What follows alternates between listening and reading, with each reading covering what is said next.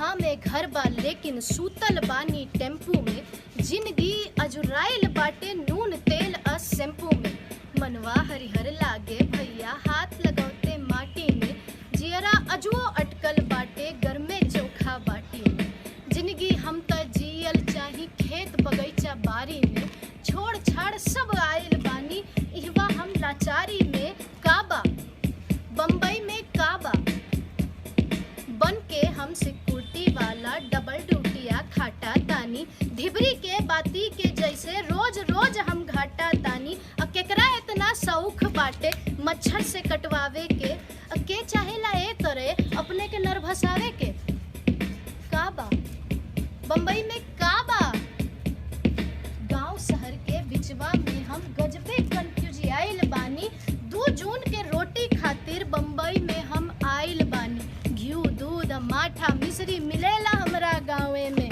लेकिन एहिजा काम चलत बा खाली भजिया पावे में। काम घाम ना गाँवे में बाटे मिलत नहीं नौकरिया हो। और देखा कैसे हाकत रे जैसे भेड़ बकरिया हो। काम काज रोजगार मिले त गाँवे सड़क बनैती जा।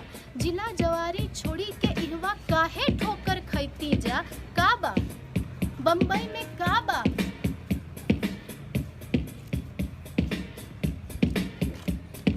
कैसे केहू दुखवा बाटे हम कितना मजबूर हैं। भरका मेहरारू से एक बरिस से दूर है। अके छोड़ेला ए तरे अब हमहन के लाचारी में। आपन छोटकी बुचिया के हम भर न सकी अकुआरी। बूढ़ पुरनिया माई बाबू ताल तलैया छूट गई। केकरा से दिखलाई मनवा भितरे भितरे टूट गई। हसुआ औरी खाची भरवा बड़की चौक कुदाल उहा। लांबर चाकर घर दू तलिया हमरो है सरकार उहा। हमरे हाथ बनावल बिल्डिंग आसमान के छुअत बे। हमरे हाथ बनावल बिल्डिंग आसमान के छुअत बे। हम त झोपड़ पट्टी वाला हमरे खोली चुअत बे। आके देखा शहरिया बबुआ का भेड़िया धासान लगे। मुर्गी के दरबा में जैसे फसल सबे के जान लगे।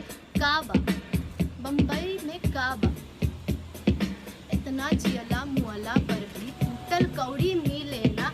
लौना लकड़ी खर्ची पर्ची घर के खर्चा जुड़त ना। अब महानगर के तौर तरीका समझ में हमरा आवे ना। घड़ी घड़ी पे डांटे लोगवा ढंग से केहू बतेबे ना कर।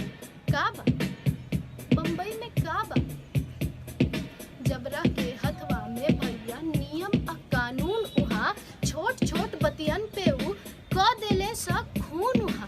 ए समाज में देखो कितना ऊंच नीच के भेद हवे। आ उनका खातिर संविधान में न कोनो अनुच्छेद हवे।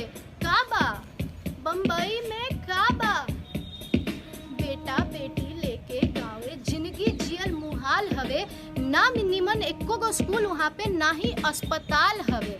काबा बम्बई में काबा जुलम होत बा हमनी संगवा कितना बर्दाश्त करी। जुलम होत बा हमनी संगवा कितना बर्दाश्त करी।